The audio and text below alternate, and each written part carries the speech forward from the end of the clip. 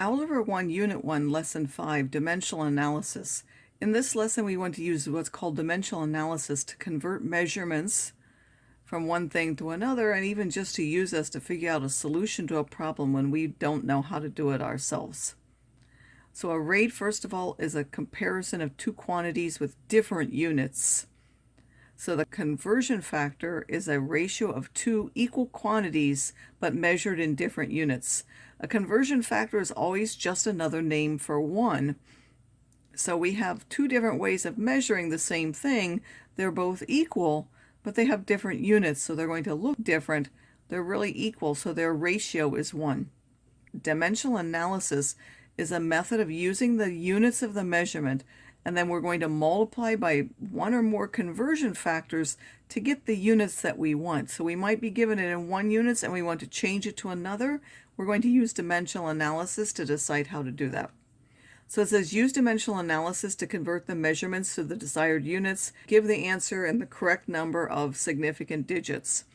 A large adult male human has about 12 pints of blood. Use dimensional analysis to convert this amount to gallons. So we have pints. We need to go from pints to quarts and then from quarts to gallon. So there are 2 pints in a quart. We can either write 1 quart over 2 pints or 2 pints over 1 quart.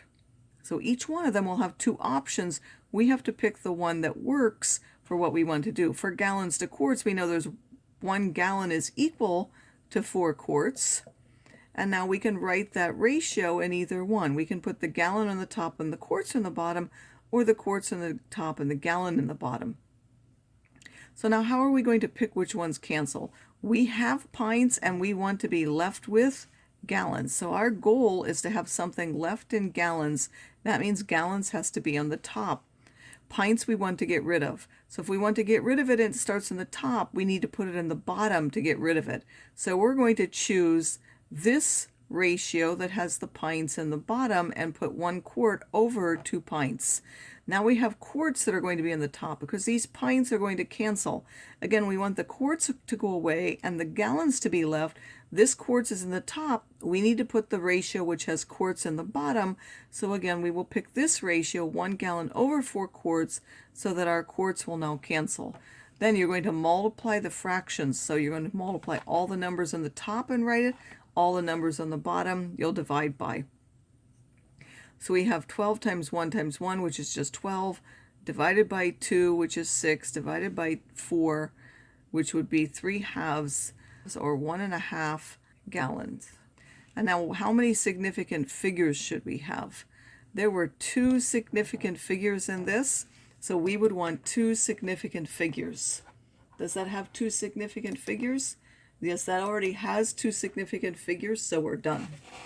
To do that on your calculator, again, you're going to multiply all the numbers on the top, so that would be 12 times 1, which I don't really need to do.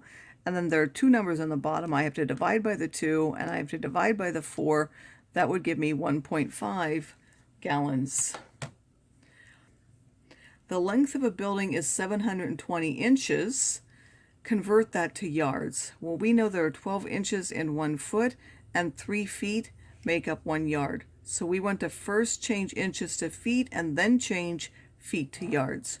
So which way should I write this? 12 inches over 1 foot or 1 foot over 12 inches? The 12 inches is in the top. We need it in the bottom to be able to cancel with that inches. And therefore the 1 foot is in the top. So there our inches will cancel.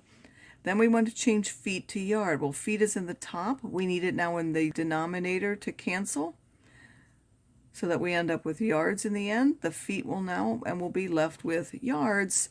Now what do we do in our calculator? Again, it's 720 times 1. Again, you could put that if you wanted, but you don't need to. And then you're dividing by the 12, and you're dividing by 3 will give us 20. So this will be 20 yards. Now, how many significant digits should we have? This one has 2. By the way, conversion factors do not go into the significant figure count because these are known exactly. Only if an approximation would we need to worry about that. These are known exactly as those. We don't even need to worry about them when we're counting. This has 2 significant digits. We need this one to have 2 significant digits because that's a 0 that's not significant unless we put the decimal at the end. During a cycling event, Adam traveled at a rate of about 0.259 miles per minute. If he cycled for 4.2 hours, how many kilometers did he travel? Use the fact that 1 mile is about 1.61 kilometers. So we know that in the end we want kilometers. We have miles and minute. I need to get rid of both the miles and the minutes. So I'm going to change miles to kilometers. The minutes I somehow have to get rid of. So I'm going to need to use that 4.2 hours that I was given. So I'm going to take my 0.295 miles per minute, and then I'm going to multiply 60 minutes over an hour. That will make the minutes cancel. I'll now have miles per hour. And then I'm going to, if you like, multiply by this to change 1.6 kilometers over 1 mile. Again, the miles on the bottom to cancel with this mile. So now that I'm left with kilometers on the top, I still have kilometers per hour though. That hours is now on the bottom. If I multiply that by that 4.2 hours, my hours will now cancel, and I'll be left with all the numbers on the top divided by all the numbers in the bottom, and there really aren't any numbers in the bottom. So you would take 0.259 times 60 times 1.61 times 4.2, and you would get 105.08148, and now you have to decide how to round that to significant digits. Well, this is multiplying. This one has 3, this one has 2, this one has 3. Again, the actual conversion factor, which is known, we don't need to worry about. But this one has 3, this one has 3, this one only has 2. We want to be able to round this to 2 significant figures, and therefore we want to keep those decimals. This is a 5. We would make that more than 1. That would be 11. But again, this is in the hundreds. We need that 0 to keep the place. Again, here we would not put the decimal, or that would give me 3 significant figures. So this is 110 kilometers. Now we have a box of books has a mass of 4.10 kilograms for every meter of its height. So it's 4.10 kilograms per meter. A box of magazines has a mass of 3.0 pounds for every foot of its height. Which box has a greater mass per unit of height? Well, one's in scientific units and one is in customary units. We need to change them. It could be either one. I'm going to change pounds per feet to kilograms per meter. So that means I need to change my pounds to kilograms, and I need to get my feet to be in meters. Pounds, kilograms is in the top, so in the end I need kilograms to be in the top.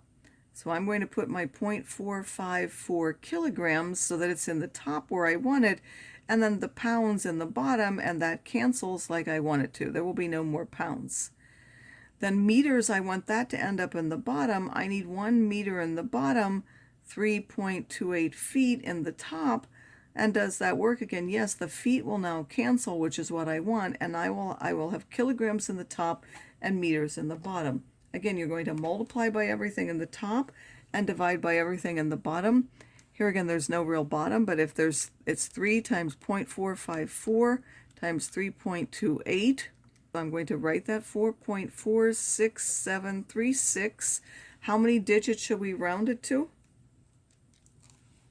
This only had 2 significant digits.